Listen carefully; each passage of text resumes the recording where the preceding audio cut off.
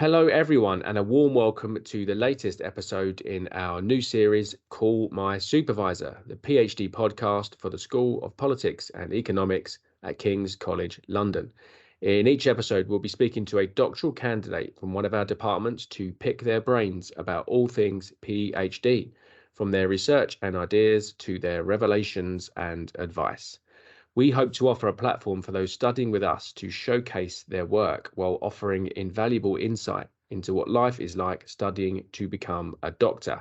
If nothing else, we hope you finish up today having learned something you didn't know when you started it. My name is Daniel Mansfield, and I am the Communications Officer for the School of Politics and Economics here at King's College. And I'm pleased to introduce you to my co-host for this episode, Yahya El Said, an undergraduate studying with the Department of Political Economy. Hi, Yahya. Hello, happy to be here. And with that, it's my pleasure to introduce our guest for this episode, Michael Pandazis, a doctoral candidate studying with the Department of Political Economy and attached also to the Policy Institute. Welcome, Michael. Hi, nice to be here. Great. So we're going to make a start on that note. And Michael, I'm going to start by asking you to introduce your research. So perhaps just the title and a quick overview. Sure, yeah. So my research is about encouraging people to go to university who otherwise might have counted themselves out from it. The idea behind it is, well, maybe I should start with the background. Able students, like academically able students from less advantaged backgrounds, let's say, are less likely to apply to university and particularly less likely to apply to what you might call elite universities. So they tend to end up going to university like closer to home, wherever that might be.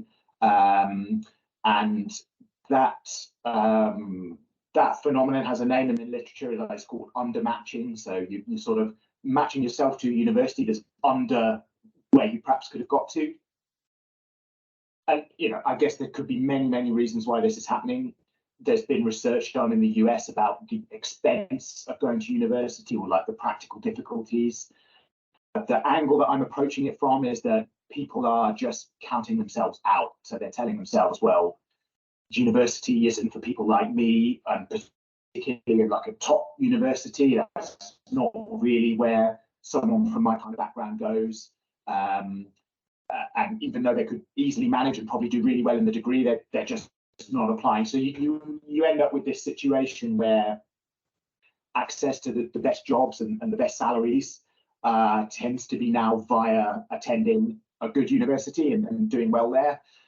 So there's a sort of social mobility effect to this, where if people from those less advantaged backgrounds are not applying when they could be, they're not getting into those universities when they could be. It means really getting the access to those top jobs and those great salaries that are open to people from more privileged backgrounds. So I'm trying to see what I can do to turn that around. Okay, and this is a hugely important issue. It's a hot button issue right now. It's big in policy circle and politics circles as well. What is it about this area, because it is a vast area, that attracted you? Why are you interested? Yeah, that's a good question, really. I suppose I've been working in related areas for quite a long time. I started off my professional life as a school teacher. So I did that for a few years and then went through and I was working on school policy issues for years and years. And I eventually ended up making a move to the Social Mobility Commission, which is it's a non-departmental body that looks at all of these things around social mobility and whether people from different backgrounds are getting the same access to different areas of society, jobs, salary, housing, all of that sort of thing. So yeah, I suppose I've been working in a related area for a long time. Particularly education and social mobility. And I think the area of work that most interested me was the research and analysis side. So eventually, after many years of thinking about it, I thought, I shouldn't delay any longer. I should actually, see if I can make more of a career of it. And the PhD was the way of doing that. So yeah, the topic area, it's just always been an interest. And that, why do a PhD? I suppose because I've always liked doing research and analysis.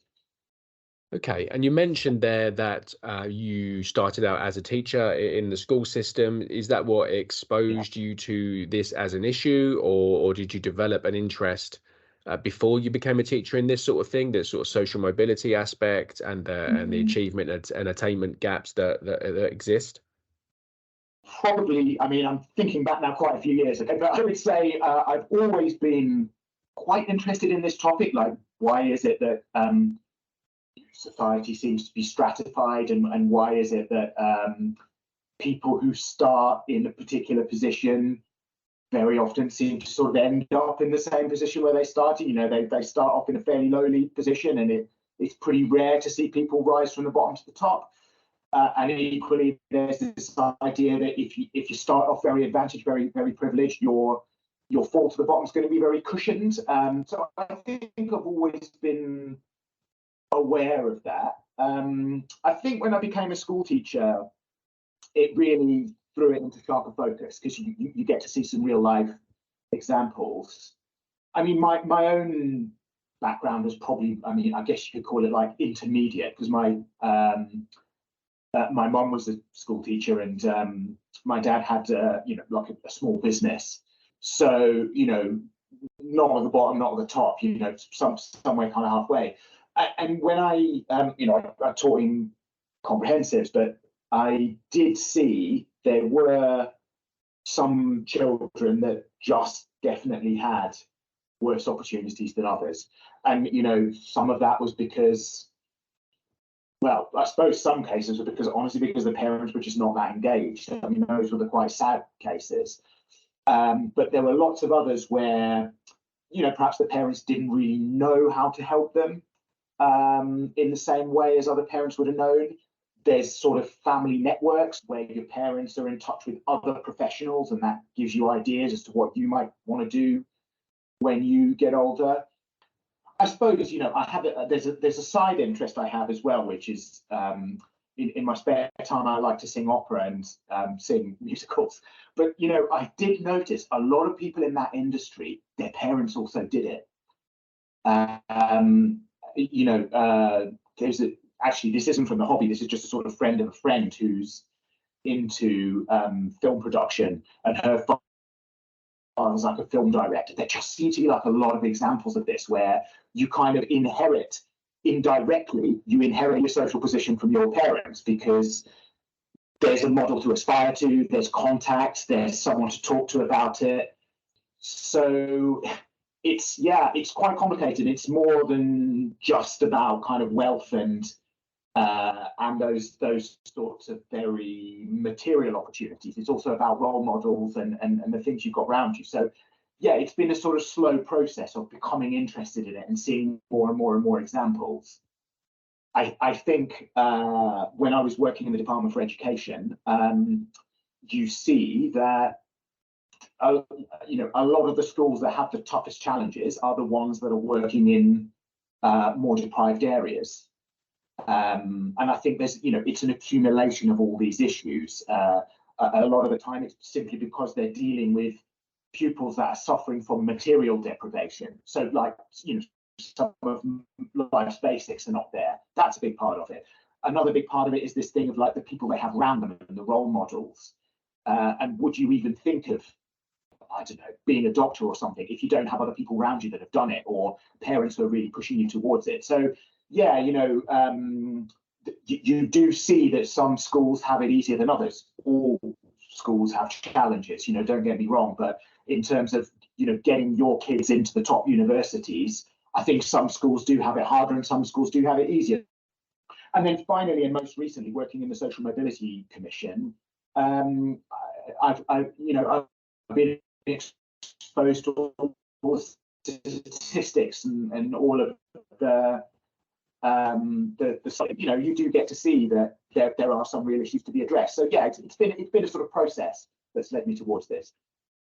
And as I said to you earlier, it's obviously a huge area, and PhD is sometimes about narrowing the focus. So I wonder, in such a broad area with so much going on and so many different avenues you could go down, how do you, or how have you sought to narrow the focus, or have you been able to narrow it, or are you still in the process of doing something like that?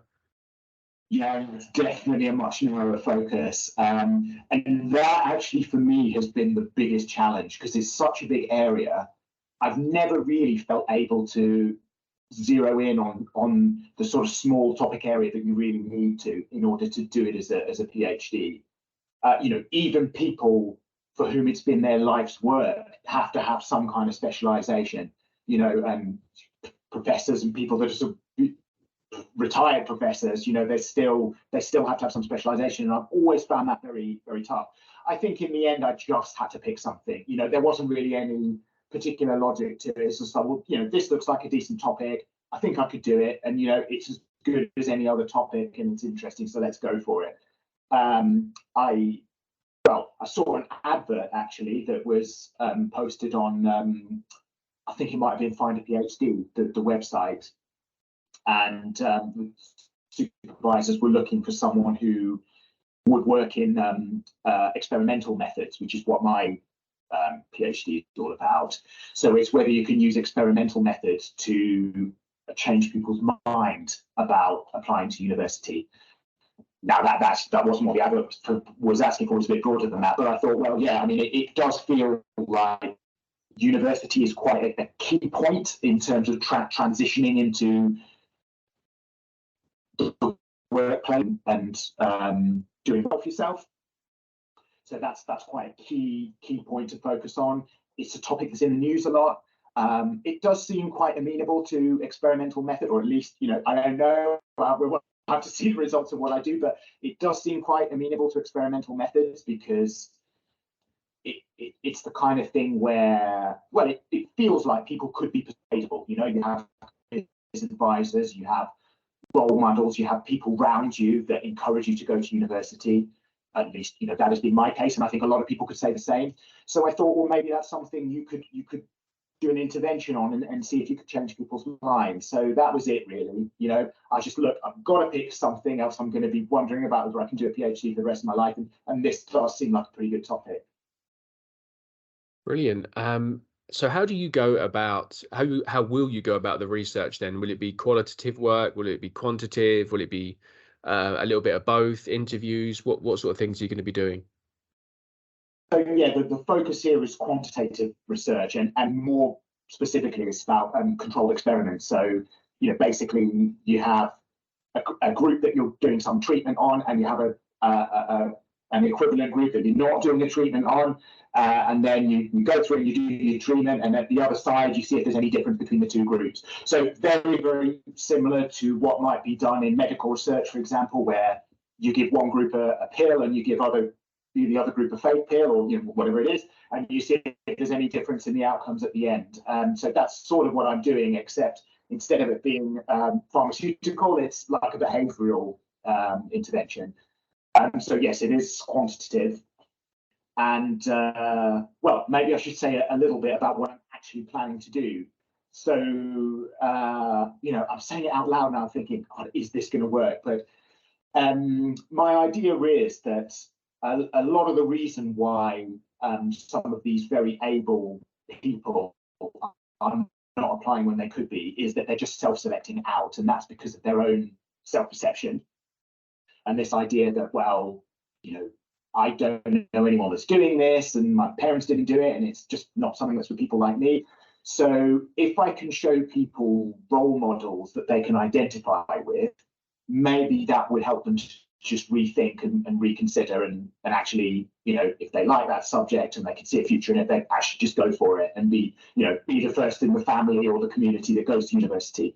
So that's the idea. So I have done some video interviews with people who were first generation students, and I'm going to try and use clips from those. And that will sort of be my motivator to show people that there are role models out there, and perhaps they can identify them, perhaps they can consider applying. And are you looking at a particular group? Are you saying, okay, I'm going to focus on the London Borough of Newham, or are you saying I will take a selective group from the whole of the UK and I'll work with them? How's it shaping up? Oh yeah, okay. Well, it's sort of about like who I can actually persuade to get on board with this project.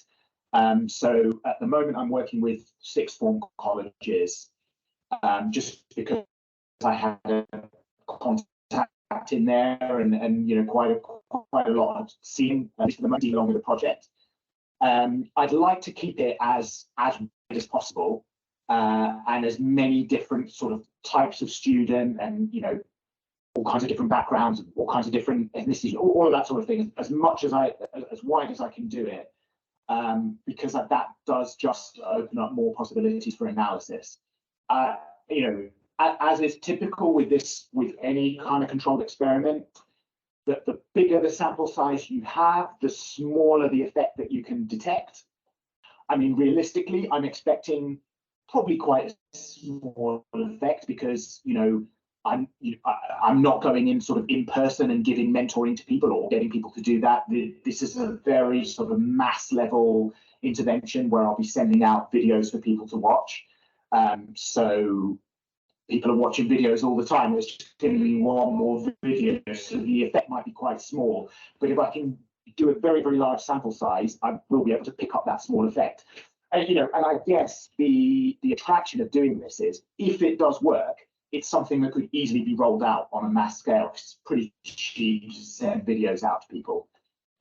So yeah, that's the idea anyway. Okay, I know you mentioned you're at quite an early stage. So I will ask then sort of how early, how far along, and how much longer do you expect to take, or how in an ideal world, how long would it take? Yeah, okay. Well, let me see. I'm just about 3 months in at the moment. So I am doing the first draft of my literature review, you know, pulling all the previous work together, seeing what I can make of it. I'm setting up the first experiment that I'm hoping to implement in August, September time. So that's just when year 12 students will be going back to the sixth form colleges in the case of my experiment. And if I can get everything together by that time, then I'll actually start doing the treatment, the intervention in September, going into October and December when they're thinking about applying. So that will be the first experiment.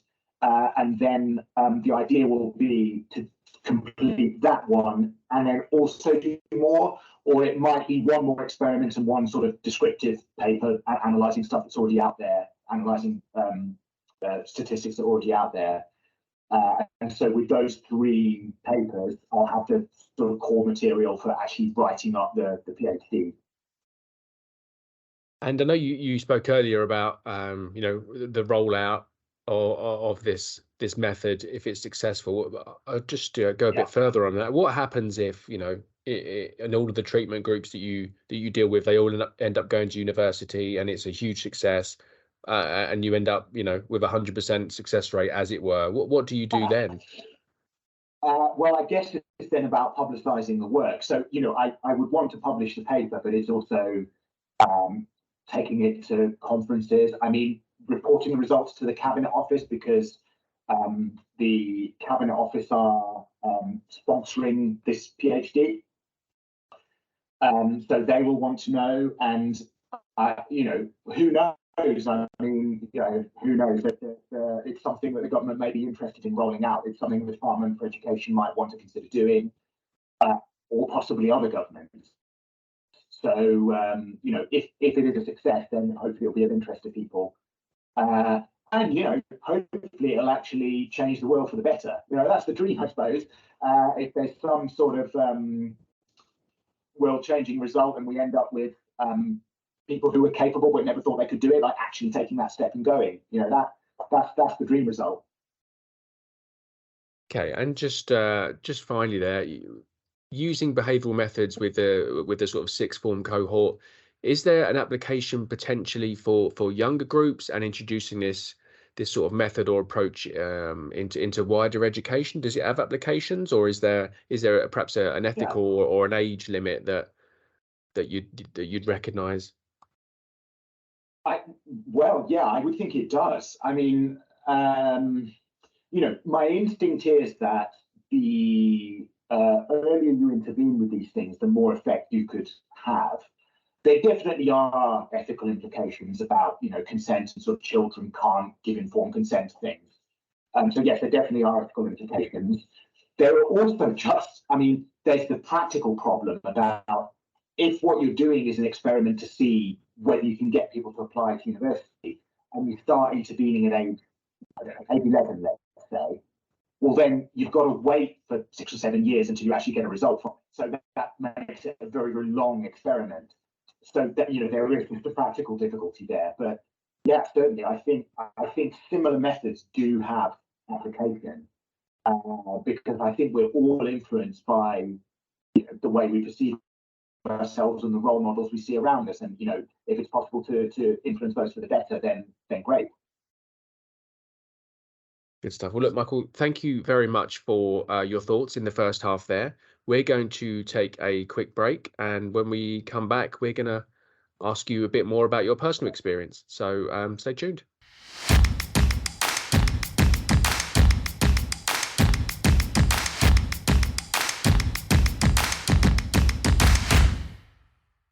Okay, Michael, you've officially made it through part 1 of our podcast, wherein we focused on your research. So congratulations on that. Now, before delving into your PhD experience, we will have a brief segment that we're yet to title, but it's something along the lines of real-world events/news segment. And basically what will happen is I'll be briefly outlining 3, in this case, 2 pressing news stories or contemporary real-world events that relate to your field of research. And I'll then pose some questions to you after detailing each event regarding your thoughts or visions for the future based on these occurrences. Let's begin. So first of all, research by Kwang et al. Presented evidence that suggests that people who have adopted desirable behaviors sometimes regress to undesirable behaviors after receiving descriptive norms messages due to the type of information provided in the messages. And this phenomenon they identify is titled the boomerang effect, I'm sure you've heard of. Do you have any insight as to how to limit the boomerang effect when using descriptive norms to change behavior?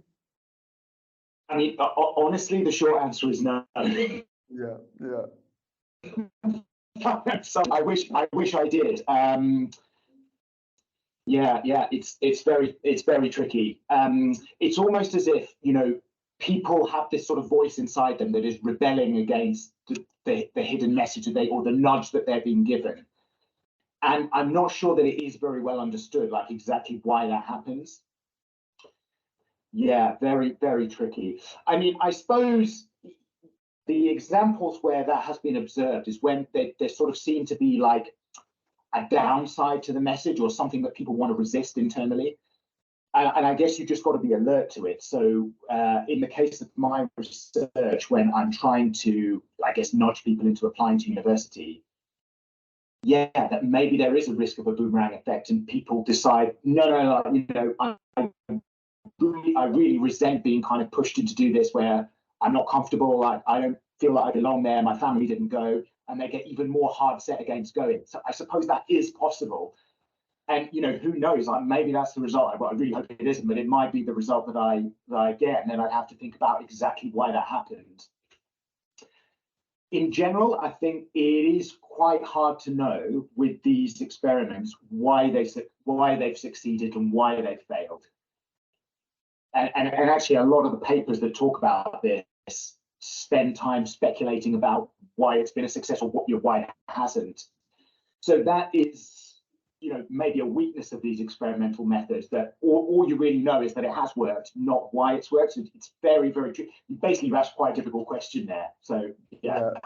No, I completely understand. I mean, I ask it because it sounded to me like the one part where it seems as though it's a barrier almost in this field of research, where no one's truly figured it out. I think that's right, yeah. All right, so just along the same lines, you talked about success. You mentioned the term success there. So let's try to define success in the field that you're working in. I have here research by Peter John, who you're also familiar with, on the use of descriptive norms to change behavior, which found that the effects of a single policy intervention in this field are significant, but rarely cause an excess of a 10% point difference. Now, this is a change that is important, but not completely transformative for the whole population, of course. And the research further noted that too few studies currently report dynamic effects that keep taking place over a period of time. So in your current research, are you aiming to identify means by which dynamic effects can be maintained through the use of descriptive norms? And how do you define success, or what do you see as being a successful outcome for your research? So taking the point about dynamic effects first, I mean, what I'm doing is a bit narrower than that. I'm relying on research that's already been done about social mobility patterns as the background for my research. I think the consensus would be that, if you have parents that have already been to university, you in turn are much more likely to go to university, other things being equal. So I suppose, yeah, in terms of very long-term dynamic effects, if what I do manages to nudge people into going to university, then I guess you could expect an effect on their children as well. And, perhaps you could expect a sort of broader effect on society where the relationship between parents' education and children's education is not as it currently is. So, parents' education is so determinative. So yeah, I mean that's what I'm hoping for. And then I suppose where it leads into defining success, I suppose I am sort of taking it as an assumption that it is better for people who are capable of going to university to go to university. So there's a sort of underlying assumption there that they're going to be more fulfilled, happier, or whatever. And I suppose in some cases that might not be true. Of course, we'll never know what would have happened in an individual's life they've chosen differently. I guess I would justify it by saying, well, the accident of birth maybe shouldn't be like a determinant factor in people's life. It's just good to think that in an advanced and just society, opportunities are open to everyone, no matter what parents you happen to be born to or whatever the circumstances. And what we see now is that it doesn't really seem to be the case. The family that you're born into has a really big effect on your life. So I think it's sort of counted as a success if I'm circumstances somewhat. So that's really the core of what I'm trying to do and what I'm hoping to achieve. Okay, perfect. Thank you very much. And that's all for this segment of the podcast. Thank you very much for your insights. I apologize for the short notice and putting you on the spot, but you dealt with it brilliantly. And now we'll move on to the section where we discuss your motivations for going into the PhD in general and how that experience has been from a broader perspective rather than your research itself.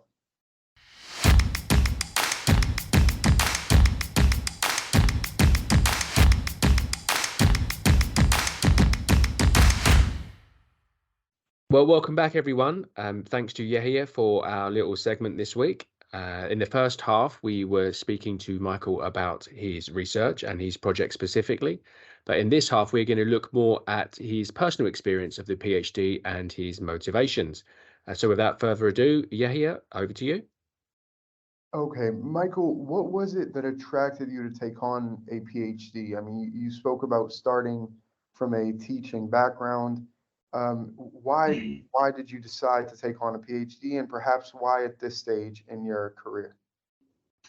Well, it's been something that I've been thinking about for a long time. I do enjoy teaching, and I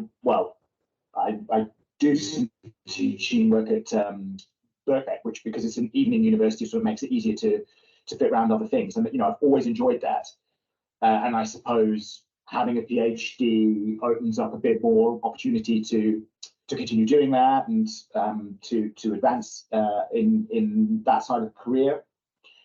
I think in my other work, so my work in the civil service, I've really enjoyed doing research and writing it up and talking about it and all of that. So it just sort of seemed natural that was the way to take it further. Where, I mean, really, that's all you're doing is doing research and writing out and talking about it. So I just thought, yeah, that does seem to suit me as a person. And also, I think I quite enjoy, developing expertise in a topic.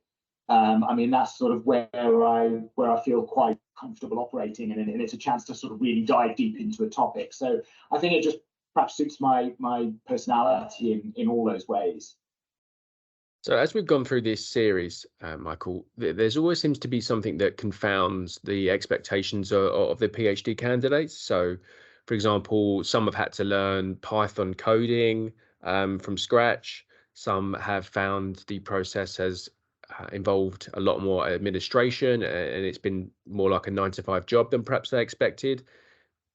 Is that something similar to your experience? How is the reality matched up with perhaps your expectations? Yeah, a couple of things I can think of. So firstly, I did kind of expect this one, but the reality of it still has been a bit of a surprise. There's not the same structure to it as when you're an undergraduate or doing a master's degree. I think American PhDs in other countries can be quite different from that, but at least it seems that in the UK, you very much forge your own path, and whatever it is that you think you might need to learn, you just go off and learn it. But actually, even deciding what you need to learn, that's kind of up to you as well. So yeah, it's very, very unstructured in comparison to experiences that I've had before, and I think that's that just seems to be what a PhD is. So a lot of the things that you might take for granted about, I don't know, having classmates or something like that's just not there. A lot of the PhD students will go and hang out in the PhD room and type on their separate laptops, and they're in the same room at least. But I think that's about as collegiate as it gets. And then I suppose there's research groups as well that will periodically get together and discuss work. But yeah, I mean, there's no kind of clear path that's set out. It's all about working it out for yourself, of course, with the help of your supervisors. And I think I'm quite lucky with the two that I've got. They are both really, really helpful. That's the first thing. I'll say a little bit about the second thing, which is that a lot of it is it's very much about logistics, and it's probably because of the particular methods that I've chosen that are experimental methods, and it's contacting people to get them interested and having meetings and working out how am I going to get hold of people's emails to get very, very basic logistical things like that sort of feel like they don't have much to do with research, but I mean in reality they do, because research is a practical activity and you have to interact with people to do it. So yeah, a lot of the logistical stuff there, and again you have to do a lot of that stuff yourself. So that probably is a bit more similar to working in government actually, where it's a lot about organizing people. So yeah, that's been a discovery as well. I think coming from the school environment and perhaps your undergraduate studies and your MA studies as well, you're used to that sort of structure, aren't you, with the teaching and, as you say, the classrooms, and the timetabling, and be here at this time, be here at that time, and taking that all away. That's been the most different or difficult. How would you define that? Yeah, it's definitely different, and you've got to, I've had to take time to get used to the idea. It'd be quite good if I could learn how to, I don't know, analyze experimental results in R. Okay, well then it's kind of up to me to go and find a course that teaches that. And it's, well, actually in political work, like political economy, like the department that I'm in, it's sort of like not a very common method to use. So I've had to go and approach people that put on training for the medical students, because that's actually got more in common with what I'm doing. Or, you know, go and find a summer school or some kind of online training. So that is very different. Of course, if you're doing an undergraduate or a master's degree, it's hopefully all laid on for you. Perfect. Okay, and on what is perhaps a lighter note, what has helped you during this process? I mean, you spoke during the break about your cat needing attention. So perhaps a thing, a person, a pet, a website. What has it been that's kind of helped you cope with the PhD process? I think, yeah, it is a person. So, I mean, more than anyone, it's been my fiancée, Meg, who's she's also a PhD student in economics. So she started, let's think about this, like a year and a half before me, or perhaps a year, nearly 2 years before me. So she's just got a lot more knowledge about what it's like what you have to do. I've been able to talk through research ideas with her, so I'm really feel lucky I'm lucky to have her in my life, but I'm also lucky that she's you know, very intelligent and good researcher and sort of knows all of this. So I think without her, it would definitely have been a lot more difficult. You know, I suppose it would have been a case of, well, I'd have had to sort of try to contact other PhD students and work it out that way, but it's, you know, it's never quite the same, and there's a lot to think about and talk about. So yeah, she's been a very, very important influence, and also just in getting me to apply in the first place, actually. So she was encouraging me there. So yeah, she's been the sort of number one most important person. That's brilliant. And how do you kind of find that middle ground where, rather than kind of adding on to each other's stress as both of you are going through this difficult task, you can instead relate it? You know, where do you find that middle ground? Yeah, that's tricky. I mean, you know, we're both doing our research work at home. We're able to have separate rooms, which is good, I think. So we don't disturb each other too much. And you know, I've actually got to get up and walk through the house, go and ask her a question. So you know, it's got to be like a worthwhile question. I think that's quite important. And also understand that she might have times where she just needs to concentrate, and you know, that's got to be part of it as well.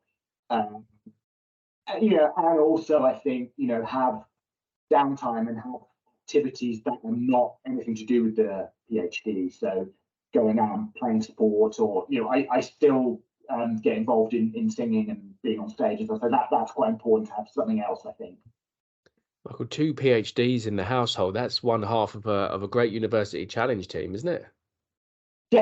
Yeah. Well, who knows? In the future. Do you just do the circuit of all the pub quizzes in the area and clean up between you, do you?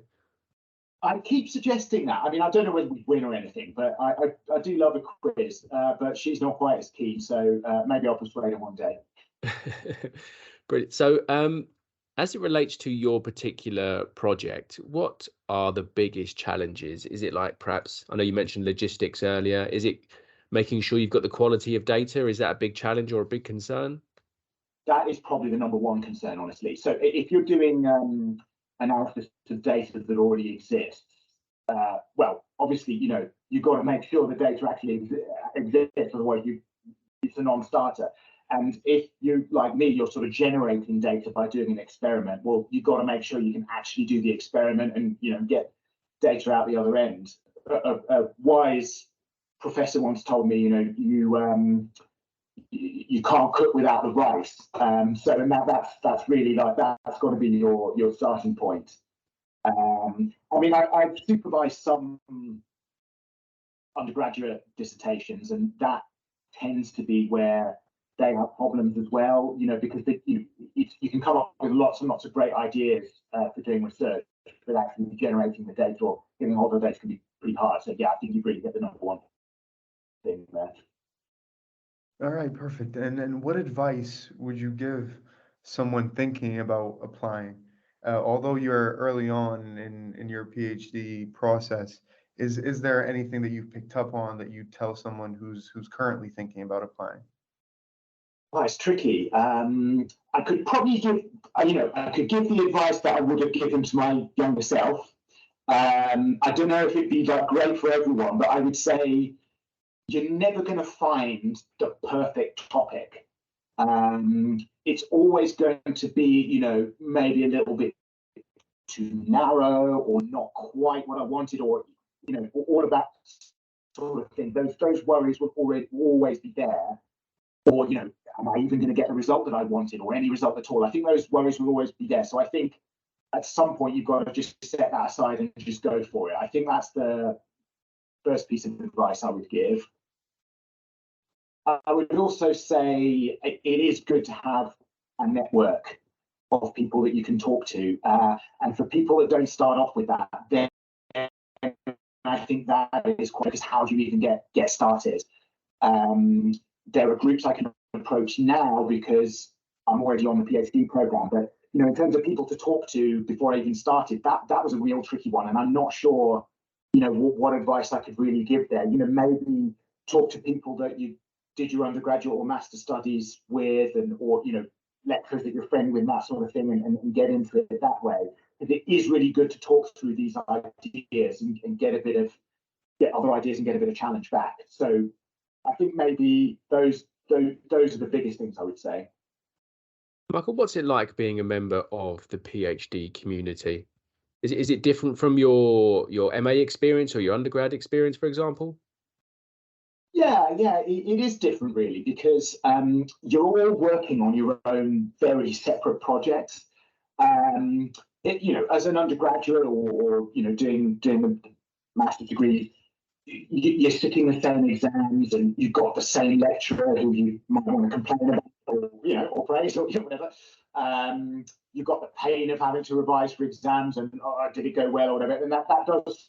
So yeah, automatically you sort of got a ready-made community there with the same interests and the same problems and all of that, and that can be really, really good. Whereas with a PhD, you just don't have that. You're probably going to have different supervisors.